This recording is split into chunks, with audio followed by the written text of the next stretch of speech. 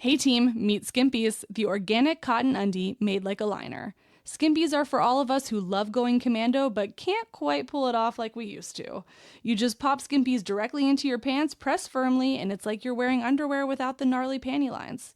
No PFAs, no synthetics, no irritation. Just clean, breathable, organic cotton where you need it most.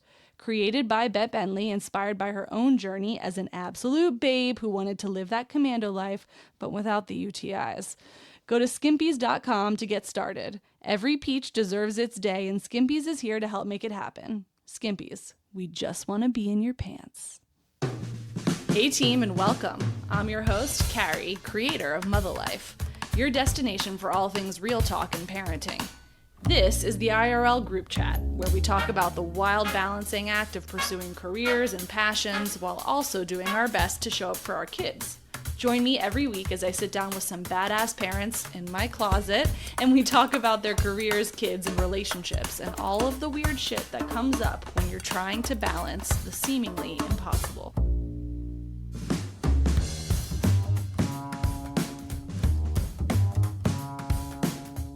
Being a parent is nothing short of humbling. I was humbled after having my first kid, and no amount of school degrees could save me from trying to figure out how to get him to stop crying. I was humbled when he refused to eat macaroni and cheese. I was humbled seeing my older one's first legible drawing of me. All belly, 4 strands of hair, and a shockingly pronounced belly button. It was humbling. And in a way that you can't quite appreciate before it actually happens to you, because you assume that your life experience somehow prepares you for the next sequential thing in your life, right? Maybe you worked internships that prepared you for your job, that prepared you to leave your job and start your own thing. Maybe you had relationships that didn't work out, and you learned from them and brought those lessons with you into your next relationship. But nothing quite prepares you for parenthood. Even parenthood doesn't prepare you for parenthood. Parenting an infant doesn't prepare you for a toddler. Parenting your first child might not prepare you for what's to come should you choose to have more kids. The only thing that can really ease the constant, unrelenting wave of eating shit sandwich after shit sandwich is, of course, humor. Did you think I was going to say something like the tender moments that when they look at you or snuggle you or say something kind to you? I mean, those are incredible, but do they really sustain morale day to day? I'm not sure they're enough. For me, at least, personally. In recent years, we've seen funny people that we've grown up alongside become parents. And so too, their comedy has changed.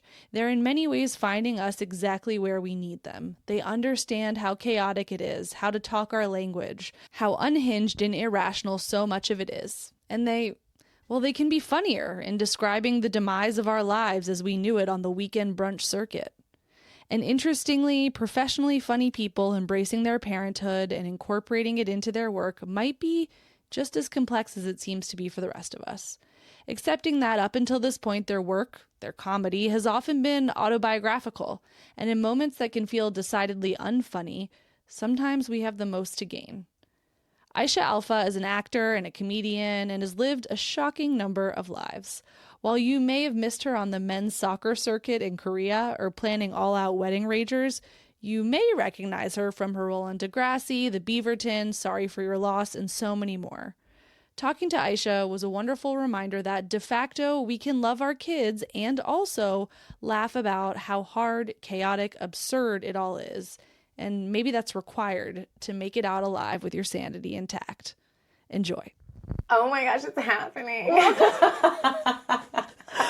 to the closet. Thank you. I feel I'm as being a queer woman who's married to a man, I'm like, being in a closet? Ooh, what a weird feeling. You know, for anybody who comes into the closet and identifies anything and as rather other than heteronormative, they're like, it feels kind of nice to be in a closet by choice. Yeah. A very open, big, wonderful one. Yeah. It's so funny, too. I'm like, this isn't, whatever, a very aside, but I've never identified as straight, and I've never identified as anything else because I've never had to, put myself in a box because there's so many other things. I'm like, being a woman, being black, being an immigrant, that I've been, fighting for. But, you're like, so I've been too busy to deal with that I've been too busy. And it's it feels like I'm like, who cares? My parents never really cared about that stuff. They cared about a lot of other things, weirdly, but not that. So I never had to, come out as someone who is, just gender does not matter to me.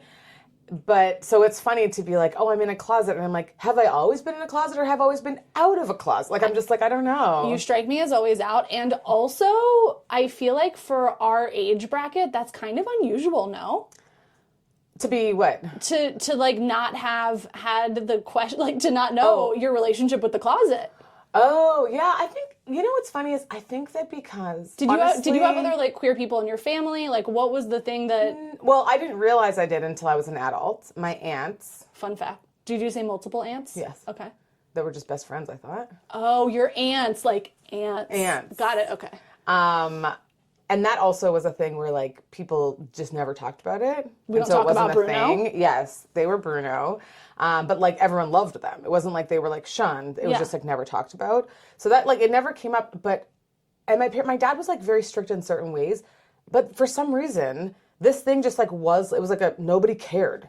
And I think it maybe because they were so strict about sex and talking about sex that it was like, why would we ever want to know that? Right. Like, that's personal. Who cares? Like, that's not our business. So if you want to be with women, men, anything, like whatever, non-binary people, like, they're just like, cool. Just like, keep it to yourself, you know? But like, yeah.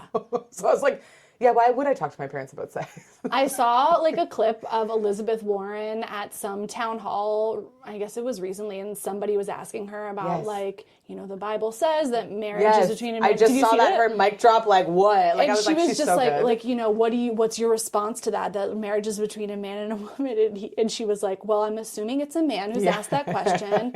And I'd say, then marry a woman. If you can find one. I love her. She looks like everyone's sweet, like, mom or aunt from, like, Minnesota. And then she drops, like, mic drops like that hard. And, like, with a smile on her face and, like, loving energy where you think she's going to offer a casserole next. 100%. And you're like, this is exactly what we need. It's so great. I aspire. Yeah. I aspire because right now I don't think I can pull off the balance that well. It's either like I'm pretending you didn't say the thing that you said or I'm not kind about it. Yeah, I have a hard time sometimes not, like I clearly am like I have that energy where I'm like big energy. And so when I'm passionate about something, even if I'm not angry, I think people are like, are you yelling at me? Yeah, like I get too much. I say that to Crosby all the time. I'm like, are you upset right now? And he's like, no, I'm just trying to like explain my point of view. I'm like, okay, well your face isn't. Your face looks mad. All the cues, all the, you know what you need to do? Watch Love on the Spectrum religiously, because then it takes away all this thing of like, oh, your face doesn't necessarily always tell me what you're trying to explain or trying to communicate. Can we have a moment for that show though? I can't. Josh comes home sometimes and I'm bawling and he's like, are you watching Love on the Spectrum? I'm like, obviously. The most beautiful, pure show about love and humanity. There are certain shows, and I'm not, like, my login name to Hulu is trash, because, like, I know myself. And I mean, please, can we give it up for some trash, too? We all need that in our lives. And it says, welcome trash, because, like, that's what I'm doing there. Yes. That's what I'm doing there. But there are certain shows, Love on the Spectrum, Great British Bake Off. Mm-hmm. For me, it used to be Project Runway, but the most recent season has started to become really catty, which new producers, which I don't appreciate. Yeah. I used to feel that way about Bachelor in Paradise, also new producers, which have like made it a game in a way that I don't appreciate. Yeah. But sometimes you just want to sit and watch people like kind of be kind to each other. Yes. Love on the Spectrum, Down with Love. I haven't seen Down with Love. Down with Love is people with Down syndrome. I can't believe that hasn't been served to me. It is, like, it's going to make me cry right now. It is the most beautiful show. Get it together. It is the most beautiful, because I'm like, I want to say those things. I want to be that honest with, like, my anxieties and all the stuff that's, like, going on in my head, and having just, you know, being recently diagnosed with ADHD and having a fucking windstorm going on in my head at all times. I'm like, I want to be able to just say that stuff so that I can, like, move on with life. Yeah. But we're so taught to, like, hold it in, get it together, Get it together, yeah. And it's the most beautiful, like, disarming series of shows. Could you imagine if you like sat down at a table, like at a dinner with a bunch of people, and you just looked at the person next to you and you go, I'm feeling a little anxious right now. Could you imagine? And then everyone at the table would be like, me too. Oh my gosh, we're all the same. Yeah, I popped an Ativan right before I got here. That's really what we need in life, is like, can all the leaders please be on the spectrum or have Down syndrome? Because that is like we're just getting to the core of humanity of like how people like really feel and what they really want, and that's what we all need. Okay, call to action. Yeah. You heard it here first. Yeah. Okay, so to get to this fully formed, ADHD, explosive, queer, never in the closet, we're going to start with little Aisha. We're going to get to today. Mm-hmm. There are a lot of stops along the way, and I have a lot of preconceived notions about stand-up comics that you have already dispelled in just what are they? you. Like that they're all jerks? And cuckoo. Okay, yeah. Well, maybe you're a little cuckoo, but like in a good way. In a good way. But I think part of that is because you came to stand-up comedy later in life. So I think that sort of precludes you from my preconceived notions. And I forget, do you have siblings? I have an older brother. Okay, so we're dealing with like a youngest sibling energy. Baby. Same. Baby girl. Okay, all right. So we're going to start in Canada because that's where you were born. I was born in Nigeria. Fuck, really? Yeah. I was born in know Nigeria. My dad's Nigerian, as you know, from having seen him on the big screen in our children's preschool. But I was born there, and then I moved to Canada when I was like 2. So that's why people are like, oh, you're Nigerian. I'm like, well, really, I'm Canadian because that's all I really remember. And also own that shit. I mean, I own it all, but it's funny to me because it's mostly Nigerians being like, you're not Nigerian. Yeah. I'm like, fair. I'm like, I get it. Like, there's lots of what's your, like, haggling skills? What's your I'm the best haggler. So? My family used to send me in to haggle for the family. So maybe we can say we're Nigerian. I think so. I think I just need to, like, I haven't been back in a very, very long time. So. Where were you born? In Nigeria? Zaria. Okay, right. Yeah. All right. This is all coming back to me. And so you moved here when you were 2. I'm going to go ahead and assume that you don't have any memories. Moved to Canada. I meant here, North America. No worries, yeah. We're going to hear things like a boot today. We're going to hear a no worries. See, everyone says a boot. We don't say a boot, we say about. About, but because a boot to us is something that goes on your foot in the winter. A boot. Same. But the way you say that word is different. It is different, and I say sorry. Sorry, I have that's to learn the to other say one. Sorry. Sorry, especially as an process actor. Instead of process. It's the little things. As an actor. Yes. That was one thing when I started auditioning here. I had to like really watch those words. Get it together. Get it. That's the theme of today. Maybe that'll be the name of the episode. Get it together. Aisha Alfa, get it together. Yeah. Also my memoir. Okay. Yeah. We'll get to how all Canadians know each other. We'll do that later. I've seen you do it with other Canadians, so I know that's true. Okay, so where in Canada do you move? We moved from Nigeria straight to Edmonton, which is in Alberta. Is that like an industrial town historically? Like what's Edmonton known for? Oil and gas? Edmonton is known for the Oilers. It's oil and gas. It's it's like Alberta has the Rockies going through it. It's kind of, Alberta's sort of seen as like the Wild West of Canada. Yeah. So it's like rodeos, it's oil and gas, it's like some farming, ranching, that kind of stuff. And then my mom was going to school at the University of Alberta. Okay. So that's why we were there. You mentioned your dad's Nigerian, your mom? My mom is Canadian. Her parents are French, and her dad's from France, and her mom's like an immigrant from England, like a couple generations in. And she was living in Nigeria when she met your dad? No, they met in Winnipeg, Manitoba. Sexy. In Canada, which is like where everyone finds love. You know what, honestly, let me just put a pin in this because so many people have actually found love in Winnipeg. It's like a bizarre ratio of people who I know who are not from Winnipeg, who've been to Winnipeg and like met their partner. And I think Winnipeg has this special, it says friendly Manitoba on our license plates, and we are like, it's cold in the winter and it's hot in the summer and it's just like extreme. So everyone's like friendly, loving, people collaborate. It's like, it's a good time. So are we all not moving surprised. There? I'm not even kidding you. It is the jam. I'm like an ambassador for Winnipeg. Hire me, Winnipeg, as your ambassador. I'm surprised they haven't already. It's so amazing there. So they met there. I have a whole joke about it because they met with, my mom was practicing badminton by herself, which is obviously a cry for help. And then they met and 6 months later got married.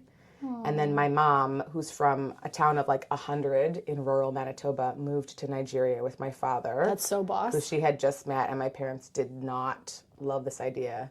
Grandparents. Obviously. My grandparents did not, yeah. And then, they just celebrated their, 52nd anniversary? Oh my God. Yeah. And your dad, did you say he's an engineer? He has a PhD in engineering, and he was a prof. Okay. And my mom has her PhD in microbiology my and was the director for God. medical microbiology for like all of Western Canada. Just a couple of nerds falling in love. Totally. And like prolific in their fields. And then my brother is a musician and a radio host, and I'm a comedian and actor. So the apple fell from the tree and rolled very far away. Sure. And was it any like coincidence that they chose where they chose to move? Like it was it because of your mom's schooling that they chose where they moved, or Yeah, I think that's the only reason. A lot of the moving early in the days was because of school. Yeah. So, or like they went to Nigeria because my dad got a job, and then my mom did her PhD in Edmonton, so they moved there for that. And then moved to Winnipeg, and my mom was kind of going back and forth finishing. I remember when my mom was finishing her PhD because I was like 4. Yeah. And helping her study with like all these, like I knew weird names to like microbiomes and like all this stuff. I was like a 4-year-old. Yeah, so they moved to Winnipeg, and then that's really where I'm from. That's where I grew up. You clearly ambassador of. Big time. Like I'm 204 till I die. Big time. And what was the sort of ethos in your house growing up? Were they strict, easy? Not easy. Strict. My dad was very weirdly strict, and I think part of it was he experienced like a lot of racism, especially being in a multiracial family, especially with both sides of parents not being happy they were getting married. It was a really tough time, like just in the world, I think, to be a multiracial, family.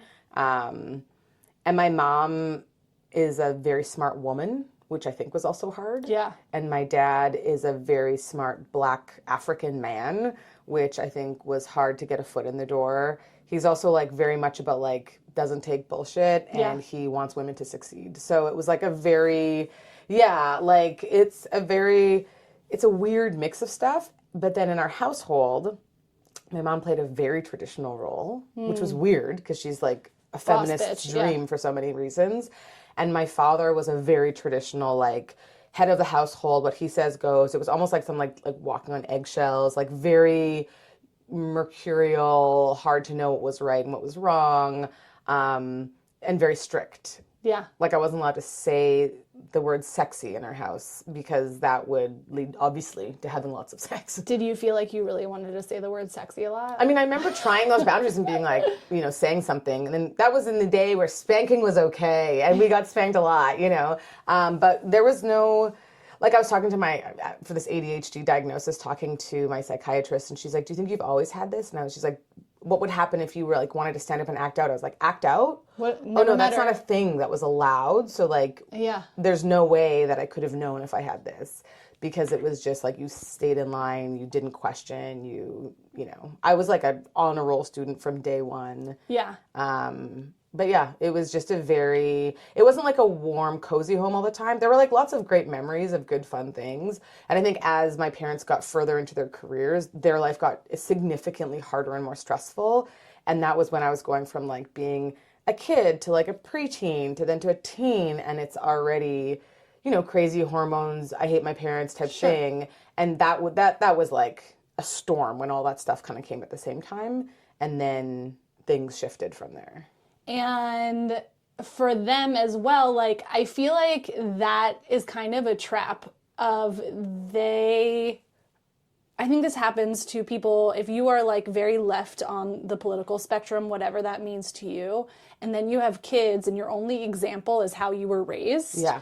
It's like, even if it's ideologically not aligned, you're like, that's the blueprint. That's how you do it. Yes. And it kind of becomes this like default mode. Yeah. Where like, even if it isn't actually aligned with your values, you're just like, I don't know another way to do this. And even if you're doing it differently, it's so similar. Yeah. To you, it feels very different. But to everyone from the outside eye, it's like, no, you're being a trad wife. Yeah. Like my mom is the only person who's ever gone to university from her entire family. And she's still getting dinner on the table every night. Yes. And would still like always be deferring to my father, even for medical stuff, like even for science. Which and is cuckoo. Like, it's crazy because she has her PhD in that. And I remember like, it was just like a very weird dynamic. Like my dad, like, he had never had sisters. He had grown up with all brothers. He went to all boys school. So he really didn't know how to deal with like a young girl. And he was very worried. Like most parents, he was like terrified I was going to be like pregnant. Yeah. So like that was the focus of like, keep her away from people. Don't let her go out. Don't let her talk to boys. Like all of this stuff. I feel like there was so much fear instilled about getting pregnant. Yeah. As youth. I don't know what your relationship to sex was when you were younger, but I was fucking terrified. I remember, and people have heard me tell this story before, sex ed in high school in Florida was like, if you see sperm on the floor, don't touch it. Sperm stays alive for 7 days and could still impregnate you. I just like to back up. I love that they're like, if you just see some sperm on the floor, I'm like, wait a minute, where are we? Why is there sperm on the floor? Don't grab a turkey baster and inject yourself. Like, I don't understand, but I remember distinctly that being part of the discussion. Yeah. And, like, taking us to volunteer with, like, sort of teen pregnant moms at, like, a communal house, which at the time, I think, for all of us, we felt like it was a public service thing, but I think it was also like, don't fucking get pregnant. Yeah, have a look. Be scared straight kind of thing. Yeah. It's just like the preoccupation with getting pregnant. I mean, I guess statistically it was a lot higher then than it is now, but like still seems like a crazy amount of time. It just seems crazy that you wouldn't talk about sex so people know what it is and know like, okay, you can prevent being pregnant. Here's how you stand up for what you want or you don't want. Like my parents refused to even talk to me about my period. Yeah. So when my period came, I felt so much like deep shame. And I didn't tell anybody for multiple days because I was like, something's wrong. This is this bad thing that's happened. At the time, I remember that was when they used to drop off samples on your front door. They would put it around your door in a little bag, and there'd be like pads or tampons or something. And you're just like scrambling to get to the door first. My mom she took all those when they came and would put them in a certain drawer. And so I went to that drawer and I didn't know how to use a tampon. No. Like, I'm like, it was terrifying. And still, no one ever talked to me about it. Yeah. And then one day I was talking to my mom when I was like 18 after I'd had sex. I had sex, but of course I'd never told anybody. And I was talking about something and she was, doing her microbiology thing of like talking about different things it could be and things I have to watch out for. And if you get this, and here's some medical books, whatever. And then all of a sudden it turned into this like, in her mind, like, maybe you have an STD. Oh. And then all of a sudden she's like, or it could be an STD, but like you wouldn't have that because you're not having sex, or maybe you're having sex. Oh my gosh, you're having sex. Okay. And then literally a stream of consciousness that was like this urgent, crazy person, manic, like 10-minute monologue that ended in her being like, so we better go to the clinic right now and get you birth control. Oh my God, let's go right now. Let's go. And like we left to go to and then I got birth control and that was it. No talk of like how to use it. Yeah. No talk about relationships, safety, like just this weird, bizarre, like brain barf of like worry and craziness of like, we've never talked to you about anything. At least start taking this and then don't talk to us about it again. Yeah.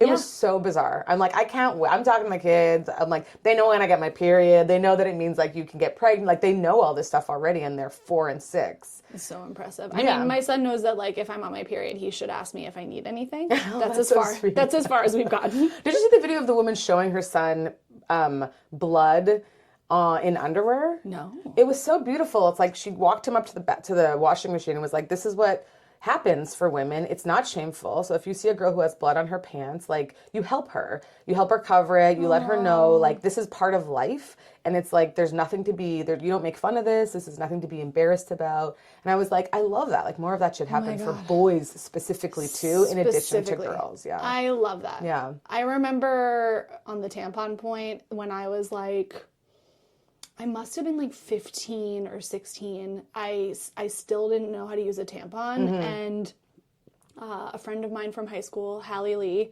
Shout out Hallie. Hallie I was a rower and she was the cox in my boat. So like this tiny little pretty bossy thing, just shouting at all of us like grunts in the boat to do stuff. And we're about to go out. It was a regatta. We're about to go out for a race. And I'm like, I can't put this in. You wear these like unisuit things. I'm like, I can't put a pad in here. What am I going to do? And she's like, get in the stall now. And she was just like, take it out, do the thing, let me in there, let me see. Oh, and I was just love like, that. I needed somebody to just be in a hurry and boss me the fuck around. Yes. You know? And I mean, that's the thing is like, nobody shows you how to put a tampon in. And if you look at the images on the side of the box of how to put a tampon in, I'm like, it's not helpful. What part of me is this? Yes. Like the cross section of a woman's uterus going into a vagina and vulva. I'm like, that's not helpful. Show me the hole. Show me the vulva. Show me the labia. Like what I have to do. Yeah. Have an instructional video, please. On like, it's just wild to me that that's what you get it. You know anatomy, right? Like, get it in there. There's a hole. My daughter and my son both believe tampons go in the butt. I've tried to I've tried to dispel this like multiple times, but they're just like, it goes in your butt. You have your period. In fairness, butts are the funnier. holes are very close. Butts are funnier. And butts are funnier. When I gave birth to my youngest, unbeknownst to us, she had turned and I had a back birth. And I was like, I said to my doctor midway, I was like, I know that this is not possible, but I think she's coming out my butt. Like, I was like, I don't know what to tell you. And she was like dying laughing. She's like, what are you talking about? And then afterwards she's like, oh my gosh. She's like, yeah, that totally makes sense. Like, you can break your back, like, doing back birth. And I didn't have any pain meds. So she's like, I can't believe you, like, did that without that. She's like, anyway, I was like, remember when I was telling you it hurt so much and I thought my back was going to break and I thought she was coming out my butt? Like, just so funny. You should have maybe listened to me. Yeah. And also, did you choose on purpose to have an unmedicated birth? Everyone, it's like so funny because everyone's like, oh my God, you're such a hero. And I was like, I'm very terrified about the idea of anything going in my spine. So the idea of an epidural, I was like, I'm not opposed to it. It would just be a last resort for me. And I was like, let's see how this goes. Yeah. It's scarier to me than just I'm just trying to gauge how woo-woo you are. Well, no, I'm like, and again, I have a hard time with like meds. Showing kids blood beautiful, which I don't disagree with the sentiment, but like it also gives woo-woo. So I'm just trying to gauge you. woo-woo in a lot of ways, but also I'm very like very practical, very like to the point.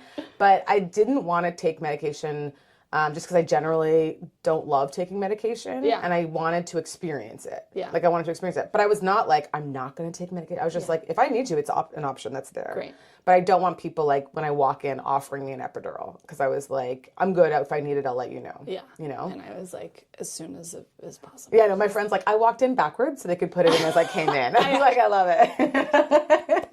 I love that. Yeah. Okay, so in this childhood, like you mentioned that you and your brother have both gone into creative careers. Yes. Did you always know that you were this like creative spirit? No, not at all. I mean, what did you think you were going to do with yourself? Well, I was an athlete from day one. I was a competitive gymnast, and then I played team dance sports at the gym. Oh, I have a new one I have to put up today. I forgot.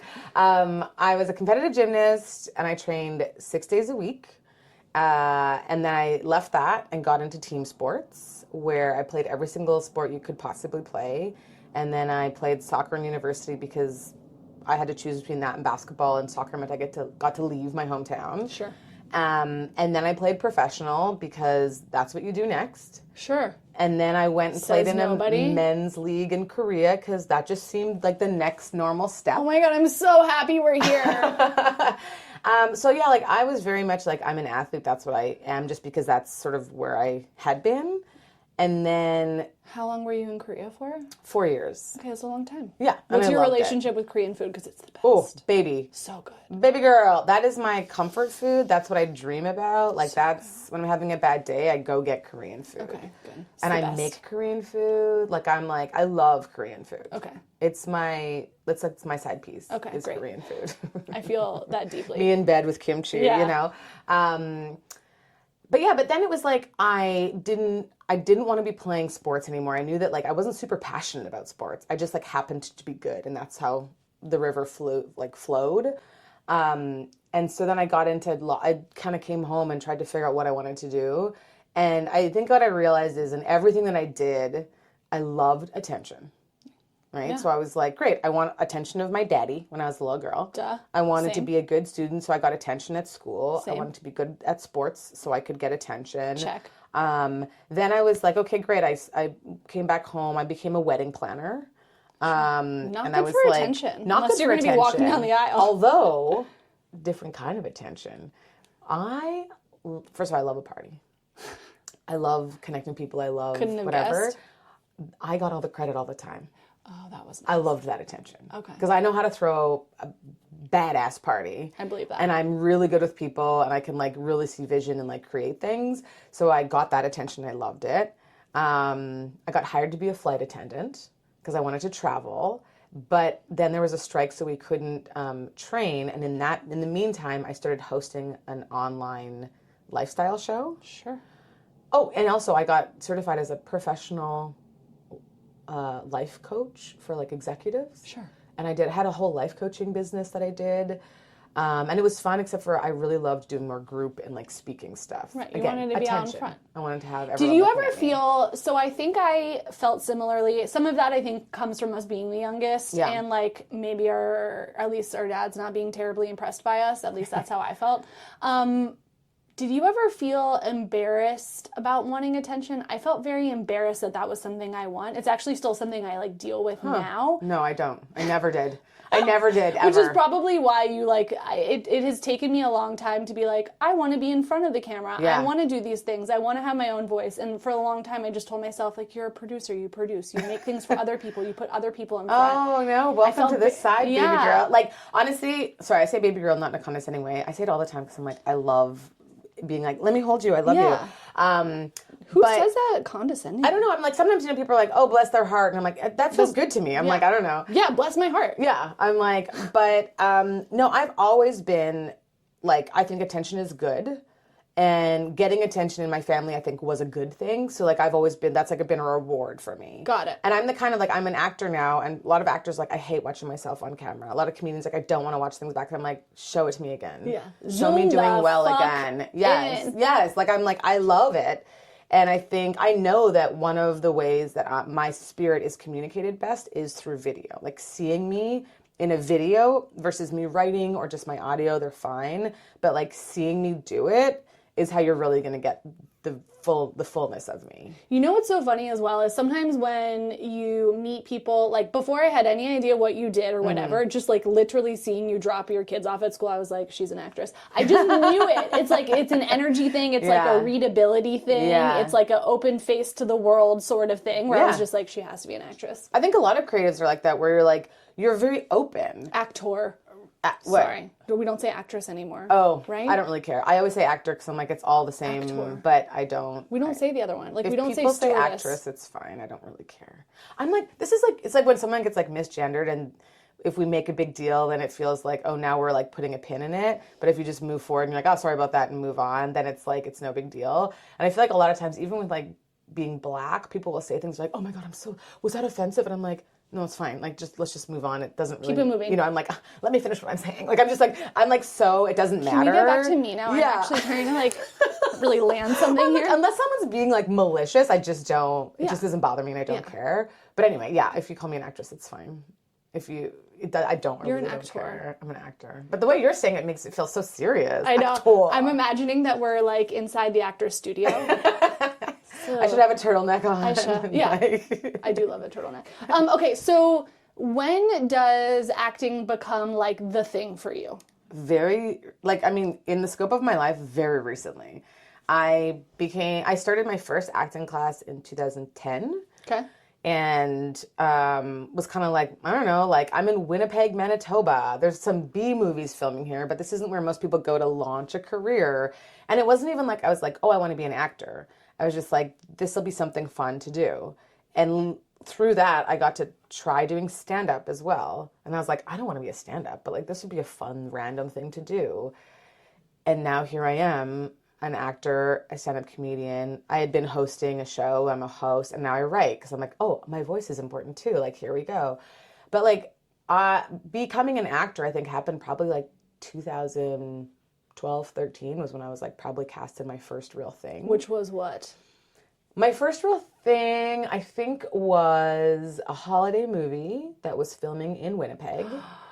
And I can't remember which one was first, but there was one called Lucky Heart, which was one of the very first movies that I was in. And Elizabeth, what's her name, who used to be on Saved by the Bell and who was on Striptease. Oh my God. I'm so excited and I'm so scared of her. Yeah, and she was in it, and she was, and it was like a really weird role for her to be playing, it felt like. And she was really like playing it in a very different way. Like, it was just like such a weird production.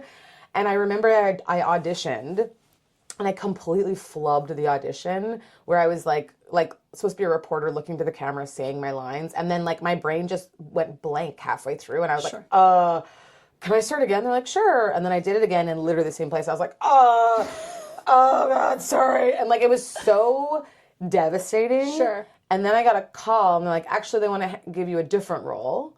And that role was when I had to like go and talk to Elizabeth, I can't remember her last name at the moment, and she said something weird, and I had to be like, oh. And I was like, you never know. You never know what's going to get you cast. But like stuff like that, where it was like there weren't a lot of Black female actors of my age at that time in Winnipeg. So like one of the other first ones was like, they want to hire you for like Detroit nurse. I was like, do you mean black nurse? And they're like, Detroit nurse, you know? So a lot of like little bit parts in like holiday movies and stuff were how I got started. And then I moved to Toronto and got cast in more roles and bigger roles and recurring roles. And then I moved here. Were you in Degrassi? Yeah, I was on Degrassi for multiple seasons. Yeah, that's kind of a big one. Ms. Grell. That feels like kind of a big one, no? It's so funny because it's like everyone, I mean, Degrassi is legendary. I watched the original version in the 80s when I was a kid. But because I was a teacher, and I was a teacher for like many, many episodes and many seasons, people are like, oh my gosh, like I want to go watch it. And I'm like, none of the stories are about me. You know, I'm there to facilitate, like it's about the kids, the students. And so I think people are like, oh, did you meet Drake? Did you know this person? Do you know that person? I'm like, I was the teacher. Like I was like, nobody cared. You know what I mean? It was great. It was like a really fun thing. And I actually pitched to them that they should do an April Fool's episode where it's just all teachers and it's just them in the staff lounge and you get to see what they're really like because you never like have a role focusing on a teacher. But what a franchise to be a part of. And that was like an amazing franchise to be a part of. Like, also, Baby Drake. I mean, Baby Drake in a wheelchair. Yeah. Lest we forget. Lest we forget. I think that's kind of where his rapping career started because his character apparently started rapping because they found that Aubrey was less interested in showing up to act. And then they're like, what are you interested in? And he said he wants to rap. So they wrote that into the scripts. And then he became more interested in like showing up and performing. Also, every little Jewish boy wants to be a rapper and a basketball player. There you go. Two things that we're not honestly destined to do. Yeah, but when you do it. Yeah. Yeah. I mean, when you're Drake and you do it, then it works out. Yeah, it's worked out for Drake. He's had some real bumps along that road. Yeah. You know, but yeah. Wow. Okay. So at what point, how long were you in Toronto for?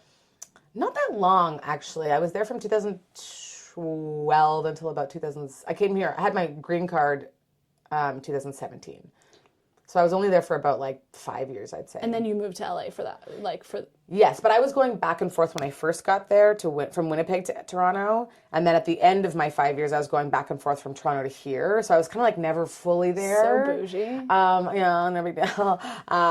Staying in my friend Coco's bed with her because when I would go, we just had cozy. sleepovers. It was great, but yeah. So I wasn't in Toronto for that long, but it really did take my career from like one like level to like fully a new level. And in terms of, in the backdrop of all of this in your personal life, are you dating? Do you have an idea of like what you want for your future? I was dating, had a really bad breakup that like sort of had, you know, tendrils in me for a very long time. But I never really thought I wanted to like get married. I was like kind of, I don't get marriage. I don't want to spend all of my time with anybody. I'm probably going to change way more. Like, you know, I had so many careers and so many different versions of myself. I'm like, how would I know who I'm going to love for the rest of my life? That seems stupid. And then I was like, and I love kids and I would love maybe to have kids, but I was like, I can't even imagine doing that on my own. So that was like, so I'm not having kids because I'm not going to like be in a committed relationship. And then, you know, Josh and I met, my now hubby. Where did you guys meet? We met here through a friend, a mutual friend. And then I left the next day after meeting to go work on a show in Canada for 3 months, and we FaceTimed. Oh my God, the same thing happened to us. Really? We met and then we're apart for a few months and talked like every day. Yeah. Yeah. And it was very weird for me because I'm like, I don't want to be in a committed relationship. I don't do long distance. Josh is like the opposite of me in so many ways. And I was just like, why am I doing this? Like it was like I was compelled to do it. And then after about 6 months, I had to like... Is it because he's like a fox that looks like a Greek god? Or is that part of it? I mean, you're both you're just like annoying, attractive couple people. So many people do, like, don't know anything about Josh other than the way he looks. And then so many people think he hates me because of all my this guys I do, where he's always like, ugh. I'm like, this guy! Like, it's literally the epitome of what our relationship is. Same. Is yeah. Him as a mute and me, like, crawling all over him making videos. Yeah. So, yeah, I feel like you get it. I feel like you guys have, like, a very similar, like, vibe. Yes. But, yeah, we met, and then, like, I think it took me a long time to be like, ugh, I think this is the person for me. This is so annoying. I think I found someone I really want to be with. And I think also because I didn't really have, like, the stability of, like, unconditional love necessarily as a kid. It was very, like, you had to work for it, right? Yeah. And like if you did something wrong, like you were kind of isolated. You got the resources were taken away, or like you got the silent treatment. So like, you know, like it's deep. It's a deep thing. The idea of commitment is very scary for me. Yeah. And stability is very, very scary for me. Like I think I moved once every year, like when I was an adult, you know, I just did not like relying on people, relying on a place, I just didn't like that stuff. Yes. So it was a really big lift for me to even be open to the idea of, I'd never lived with a man and I moved in with him. And then we got married and like on our honeymoon got pregnant. So I went from being like, had never lived with somebody to like being married with a kid very quickly. And then it was the pandemic and we had our second kid and I was on bed rest. And like, it's just like my whole everything shifted in such a short amount of time. It was really, really jarring. Now, when you guys met, was he still acting or had he changed careers? He had already switched. So he came here to be an actor and he did that and was like having success actually. And then, you know, his life has been driven by social justice always. So his undergrad is in Africana, like history and Africana studies. And he's a white man, just for everyone who's out there. A blonde, blue-eyed white man. There's really nobody whiter. There's nobody whiter. He looks like he's like a Viking. He looks like he was molded from the Arctic itself. Yes, exactly. Like he is a white, if you will. But sorry, Josh, but it is true. It is true. He knows this about himself. But he was going, and so he's always sort of lived in this space of like wanting to be a leader, to understand, and to like help, like find equity in the world. Yeah. So he was acting and doing all these things, and he was also writing a screenplay about the student nonviolent movement in the 60s. And there's a white lawyer in it, and he's like, I could play a white lawyer who's helping people, or I could just become a lawyer who does this stuff and like fights for the rights of people and does social justice.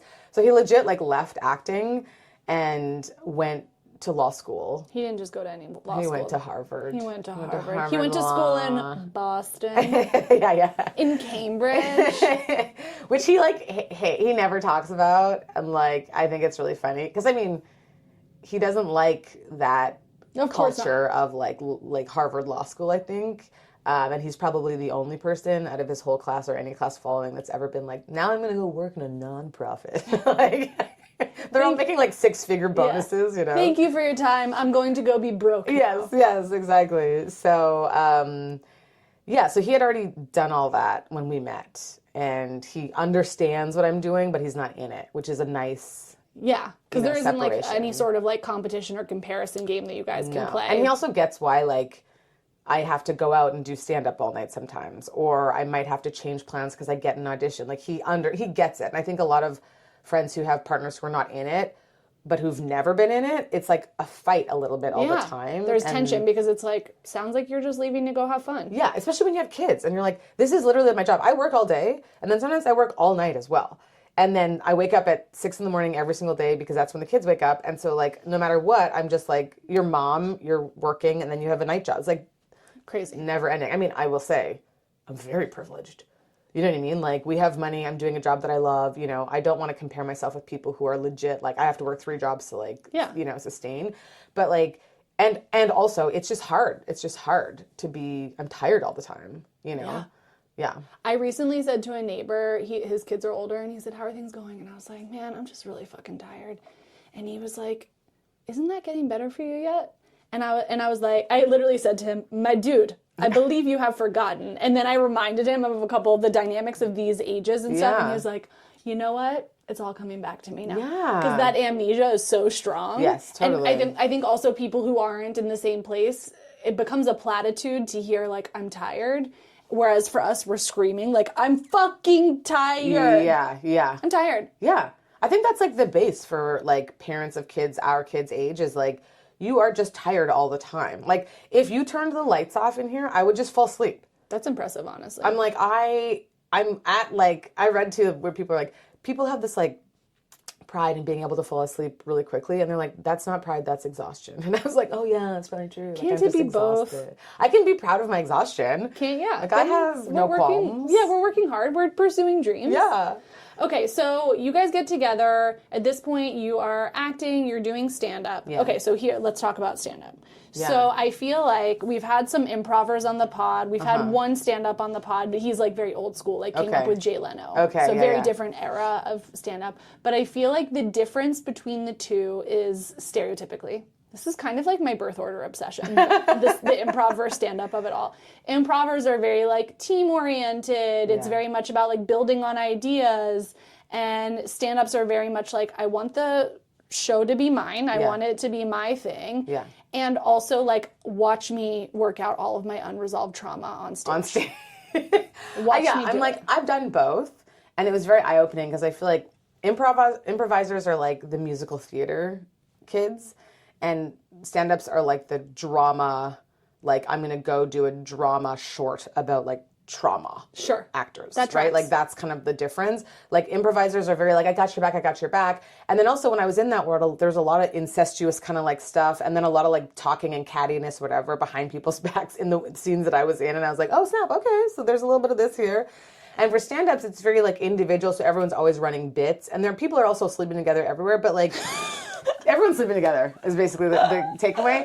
But I feel like stand-ups, at least, like they'll make a joke to your face, which is kind of like, I appreciate that. I'd just rather know, and it might be like too direct or too painful or whatever, but like you get it, right? Yeah. A little more roasty. Yeah, there's a bit more roast happening versus like behind the back chatty, maybe. Not to say that improvers do that, but like the community I was in, I was like, oh, there's also this shit here, right? Yes, yeah.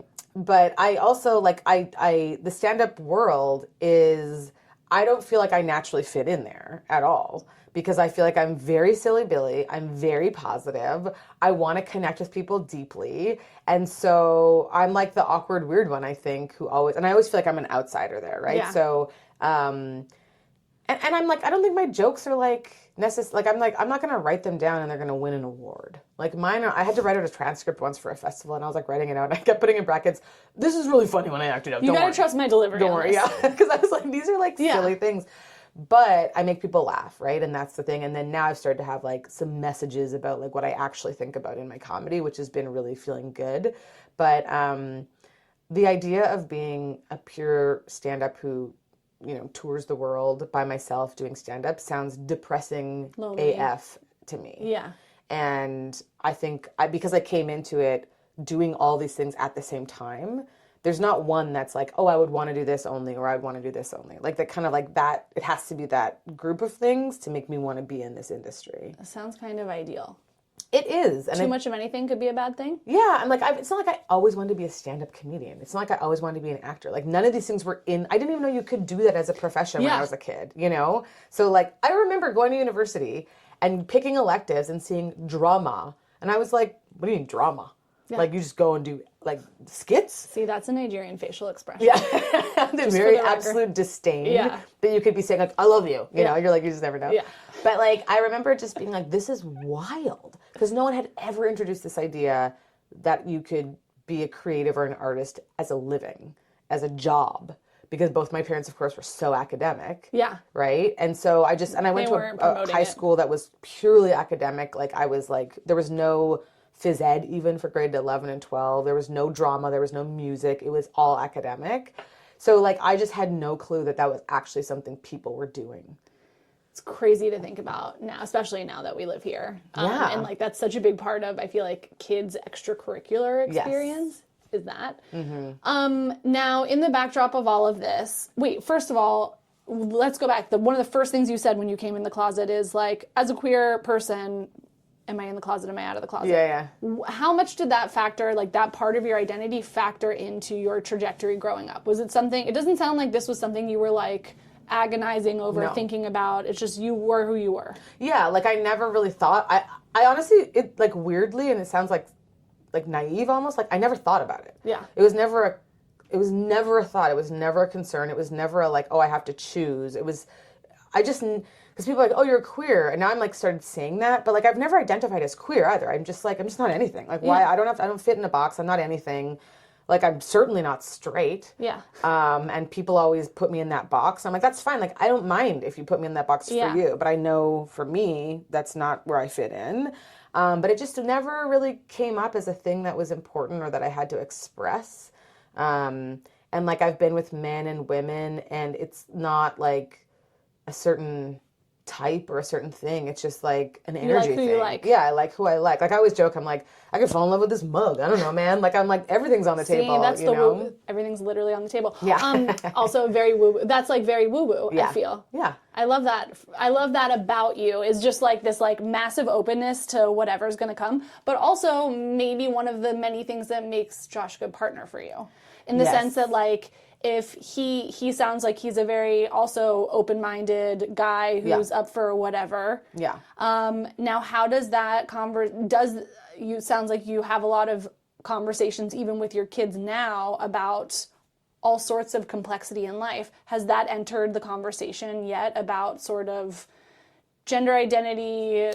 I mean, sexual orientation, like, again, to your point a little bit, like, at this age, what does that mean for them? Right. Because, like, I've talked to them about, like, we talk a lot about, like, gender identity because, you know, I even, like, because I didn't grow up, I don't even hate saying this line of thinking, but, like, because we didn't grow up having to think about pronouns, it just wasn't a thing that I'm practiced in. Right. So because I want to be more practiced in it, I would, like, for their stuffies, I'd be like, oh, she's this and he's that and they're that. Like, I would always be trying to throw that in so it's just normalized. Yeah. And we talk about being, you know, sometimes, like, they'd be like boys or girls, and my kids will say, like, or non-binary people. Like, they'll always add that in when people are, and I'm like, I like that. I like that we're talking about that. And as far as, like, the sexuality thing, like, we don't really talk about, like, sex or men and women having sex with my kids. I was going to say yet, and I was like, I don't know if, like, where that would come up, but we talk about, like, families, for example. Like, some people can have 2 parents or more than 2 parents. Some people can be raised by grandparents. Some people have 2 daddies, 2 mommies, or 2 parents who are non-binary, or 1 parent. Like, it's just, like, all these different permutations. We're trying to, like, make that normal. Yeah. I try to make, I'm like, all the things that felt very loaded for me, I try to talk about in a way that's like, we're talking about your elbow. Yeah. Like, it's like, doesn't matter. Your vulva, your elbow. Yeah. 2 moms having a kid, your elbow. Like, it's just all so normal and, like, banal. And they haven't really asked, the biggest thing is they want to get married. My kids keep telling us, sure, we're going to get married, we're going to have 4 kids. And I was like, to each other? With each other. Sure, yeah, that comes up all the time here, yep. And I was laughing because we're like, they're best friends, they love each other so much. And just recently we've been saying, oh, actually, mommy and daddy aren't related. And in fact, most places you can't get married if you are related. But, like, you can have lots of love for each other, but then you also can't have babies together if you're related. So that has come up. And I think that's, like, the sort of biggest dive we've talked about, like, sex with them, is that we can't make babies together. Yeah. But that we can talk about that and pretend and have fun, like talking about if they had babies together, who would get which baby, which is something they love to talk about. But, like, it's just one of those things where it's like, if it comes up, I'm like, we'll definitely talk about it in, like, a very open way. And also, I don't want to, like tokenize it and be like, well, we've got to talk about non-binary kids. There's some non-binary kids in your school. Like, that also just feels wrong to me, too. Yeah. So I'm like, when it comes up, we'll talk about it, and we'll try to include that in our language and spread our language more and more and more as we get older. But I really hope that my kids want to talk to me about sex, because I'm going to be that annoying mom who's like, sex is great. We should all be having sex. It's healthy. Like, blah, blah, blah. Like, when you're... And we were talking about body parts, and I was like, certain things feel good, and you're allowed to use your body how you want to use your body. We might have to do that in, like, not in public all the time or whatever.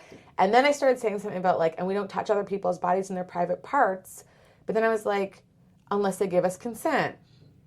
But also, and then I was like, wait, what am I, like, now they're young, like, asking for consent to touch someone's butt? Like, I was like, well, and that's usually when you're older, and maybe you're in a relationship. But then I was like, but maybe you're not. Like, I kind of got into this, like, the same thing my mom did with me about sex, and you just, like, going out. But it was like, I think that the thing is, like, being open to talking about it and being open to doing it wrong and just moving forward. One of my motto for next year is, don't get it right, get it done. And it's like, I'm trying to not get it right and then move forward. Potentially the credo of everyone with ADHD in the world. Yes. So that's one thing I'm bringing to, like, with my kids is, like, it doesn't have to be right. You just have to, like, do it. You can, like, remold it afterwards or apologize for doing it wrong. Yeah. But, like, just not shying away from it because it's scary or hard or loaded. I appreciate that a lot. Yeah. Now, can we talk about bed rest, please? Oh, yeah. So I feel... bed rest as a thing is like a trope that maybe you see on TV, and I don't have a lot of experience with what that actually looks like in real life. So this was with your first? My second. Your second. Yes. So what happened and how long does one stay on bed rest? What does that actually look bed like? rest can mean a lot of different things. Some people are on bed rest for like a whole pregnancy. Some people might be on bed rest for like part of it. Some people are on like half bed rest, full bed rest. You might have to be in the hospital for bed rest. You might have to be in incline bed rest, like all kinds of stuff. For me, I had placenta previa, which means that my placenta was between my cervix and my kid. Okay, that doesn't sound great. It's not great. Usually it should be like up on the upper side of your uterus, and mine was underneath. And I'd had bleeding with my first pregnancy. So I had some bleeding and I thought totally normal, but then it continued. And so eventually I went into the doctor and they diagnosed me with placenta previa. Forgot to mention I shouldn't do certain things. Okay, so then I did those certain things and I bled again for a week. And it was really scary. How far along were you when this happened? I was 4, 5, 6, probably like 4 months in. Okay. Okay. So I went to the doctor, and I'd already had a few complications where there was like low amniotic fluid and like different things. But when I went back in, they're like, "Oh my gosh, no! You should have been like resting. You should have been not lifting things. You should have been." And meanwhile, I'm like, I have a toddler, so I'm lifting my kid up. We're going to the park. They're like, "You should not have been having sex." We're having like all this stuff that like they just sort of, I think maybe they thought I knew, but they just forgot to tell me. So I ended up having to go to a specialist, and he was like, "Look, you need to be on bed rest." And I was like, "What do you mean?" And he was like, you need to be laying in a bed and not getting out of the bed." And I remember just being like, that doesn't sound right. That can't be the thing. Like, I literally like came from the park this morning. I was lifting my kid onto the slide. Yeah. And he's like, "Yes, but because you have placenta previa, if you hemorrhage, right? If you put too much pressure, you'll hemorrhage, and it risks not only like your life, like I could die because of it. It's like if that happens again, because you've already bled twice, you have to go to the hospital and they will deliver your baby no matter what the gestation time is." So that's put the fear of God into you. Yes, because I was like, this baby won't survive right now. And they're like, they have to, because if you're hemorrhaging, they have to get it out. So so it was devastating. It was very, especially because with my first pregnancy, I ran until I was 9 months pregnant. Like I went on runs every 4 or 5 times a week. So for this to be this thing where I had to then not get out of bed. For the duration of the pregnancy? They're like, yeah, until you give birth and you'll have to go in for a C-section. And I remember just being like, what? And maybe it was like 5 months in. I can't even remember exactly. But I was on bed rest for 3.5 months. And they say, they're like, it never changes. The placenta might move a little bit, but it will never move so far to the way that you get off bed rest, that you can have a natural birth. And they're like, and you're an older mom, so like, thanks for that. It's never. And I remember just being like, just you wait, I'm gonna move it. Yeah. You haven't met Aisha. Yeah, I'm like, this is the real woo-woo stuff of me where I'm like, oh, okay, I'm gonna move it. I'm gonna imagine it moving. I'm moving it way out of the way, so I'm gonna be able to have a natural birth. And my doctor was like, that's never happening. I've never seen it happening in all of my 30 years of working. So I was on bed rest where even still, I couldn't just lay in bed. I was like, that's also not good for a body. So I would sit on the couch or walk around, but very slowly in my house, right? Just short stints. But it was devastating. I lost a lot of I was depressed. I lost a lot of mobility. I lost a lot of muscle. I lost a bunch of jobs. It was just everything felt like a loss. And I felt like I couldn't mom my kid that I already had. I felt that was the most devastating part, was really being like, oh, honey, remember, mommy can't get out of bed. Mommy can't pick you up. Pushing your kid away. Horrible. When they want to snuggle and it was the worst feeling. Which also motivated me to mentally move that placenta. And I kept going back into the doctor, and he's like, well, it's kind of shifted a little bit, but not even close. I moved that bitch. I moved that placenta out the way.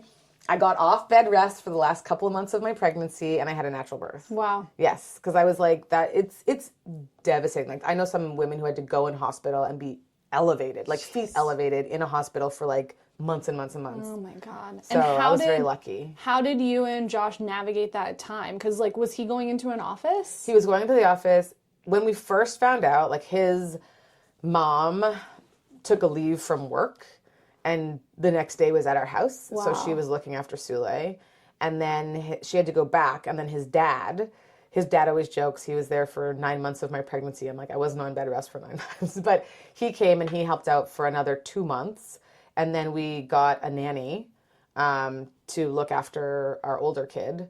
And then I got off bed rest and it was okay. So, but it was pretty devastating, like for the whole family, you know, like Josh was really worried. I don't even think he had to take time off work though, because his mom literally like dropped what she was doing that and took a flight over. What's his mom's name?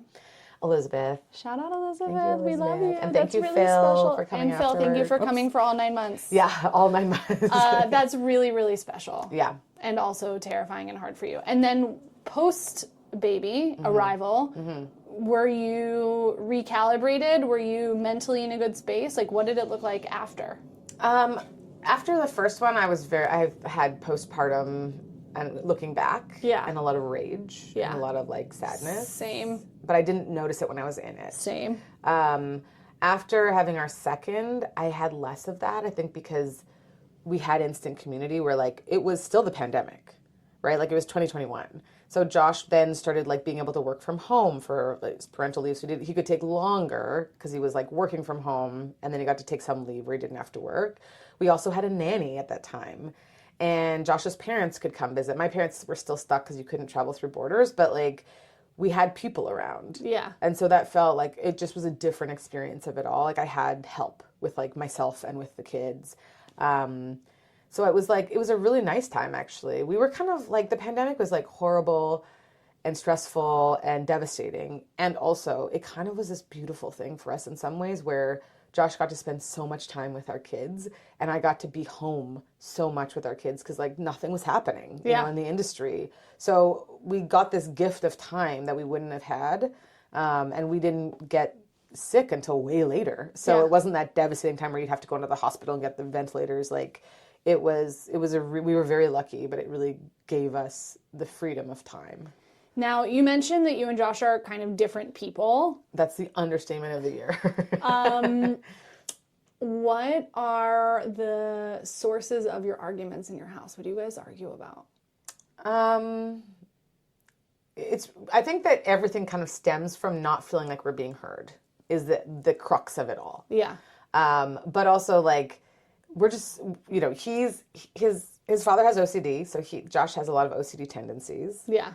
When we first started dating and I went and looked in his fridge, I like took a picture and sent it to my girlfriend like, I think I'm dating a serial killer. What did it look like in there? 4 milks in a row, 4 yogurts in a row, 4 egg whites in a row. It was like so creepy.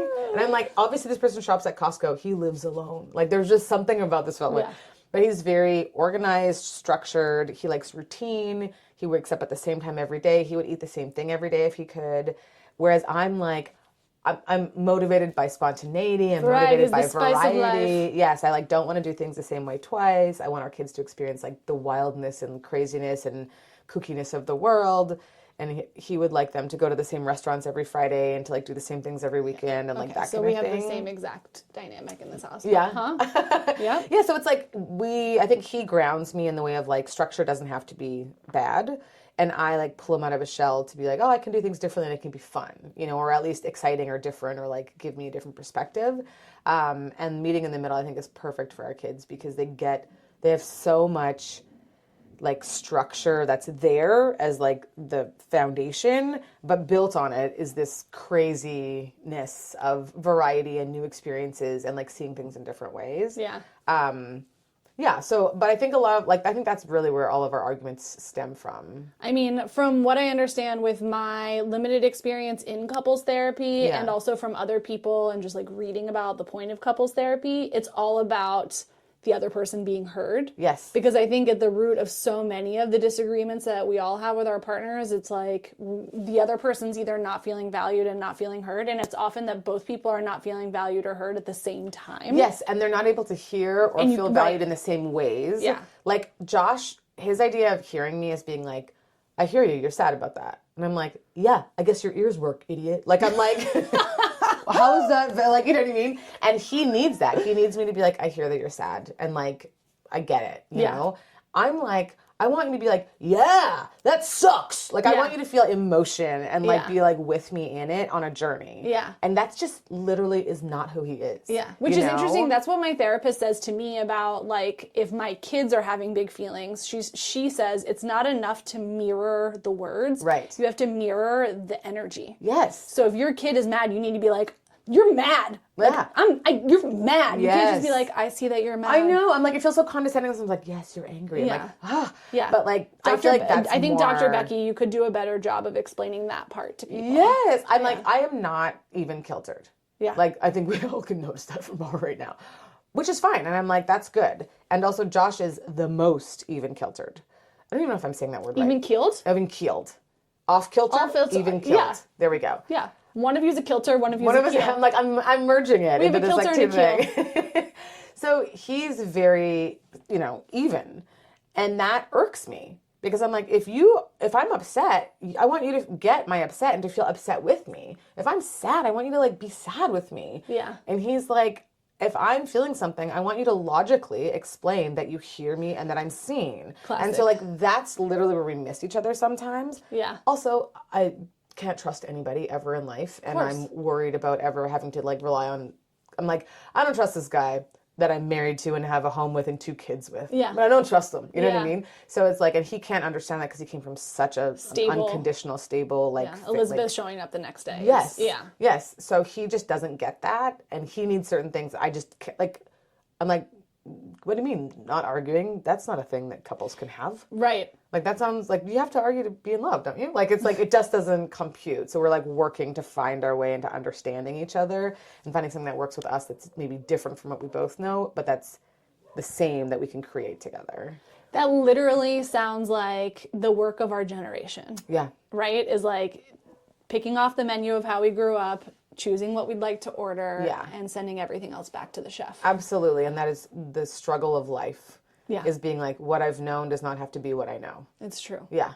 What I've known does not have to be what I know. I like that a lot. Thank you. This has been so much fun. I could talk to you for so much longer, and we will continue this conversation. I want people to know, we're going to put in the show notes, like, do you have your dates of where you're performing next? Yes, up? but right now I'm not doing shows in LA in December. I'm Okay, taking excuse December her off. I have headlining shows in Canada when I go back home. Fun. And then I'll be coming back in January doing more shows. But you can always, my website. I'm going to put on the show notes. Is Yes, that the my best website, thing? that's great. That has like my calendar. But if you really want to know, then just sign up for my newsletter because it comes out once a month and I say all the shows I'm doing and like projects I'm working on in little snippets. You're so organized. Yes. So I'm like, this is because so many people are like, oh, I missed your show. Let me know when your next one is. I'm like, I can't send a text No. to like 500 people every time No. I go to a town. Let's make things efficient. Yes. And also, we'll put your Instagram so people can see, because Yes. I know sometimes you post also little clips. I post on Instagram and I'm actually doing sort of like a rebranding thing right now to like figure out how I best get the attention I want, right? Like, but like how I best put myself out there now, kind of being like, I'm a mom, I'm a, like all these things that I've never really acknowledged in a big way. So I'm excited for next year to come out and be like, actually, this is the wholeness of me that's Yeah. like being presented. I remember a male comedian once said to Ali Wong, like, being pregnant, like, this is sort of your shtick, right? And she's like, no, I'm a comedian who happens to be fucking pregnant. Yes, exactly. And exactly. you are a comedian who happens to be a mom. And while you didn't know for sure that this would be part of your story, Yeah. it's not just a side part of your story. It's a big part of your story. No, I've kind of reluctantly been like, oh, I'm a mom. Yeah. As part of my front forward facing identity. And I remember when like 10 years ago, someone being like, I'm like, what's your biggest accomplishment? They're like, my kids. And I would be like, lame. But now I'm like, oh, I totally get it. Like Yeah. that is my shining light. And my kids, I'm like, my kids are more important than anything and anyone, just by such a big margin that like it gives so much perspective. I'm like, I just don't care about any of y'all. Like, it's great. What a feeling. I never get an acting role. Fine. Look at my kids. Look at them thrive. I'm like, it just doesn't matter to me. And it's been given me such a beautiful like perspective on things that I'm like, I should be marching forward with this more often. Yeah. Because it is really empowering, I think, to be like, I'm not the most important thing. And I think I like me loving attention, like taking the back seat in a certain way has given me so much more depth and more like empathy and love, and that's all great for comedy and performance, and I'm just a deeper person. I love that. That's literally the perfect place to stop. Thank you so much, thank Aisha. This has you. been I knew this would be good, but I didn't know if it was going to be great, and it was. It was like this is a highlight of my day, and it's like not even noon. So yeah, I love it. Yeah, I would I love that I gave a high 10 on a 5. Yeah. I like that though. I'm generous with my high fives. Team, I need your help. If you love it here, please like and leave a review on your favorite podcast platform. Subscribe to the Substack for full access to this episode's show notes and join the discussion. And of course, follow me on Instagram at mutha, mutha.life for a daily look at all things mother. Thanks for listening. Be sure to tune in next week for another Chat in the Closet. This podcast was produced by Mother Life, music by Ronan Landa. See you next time.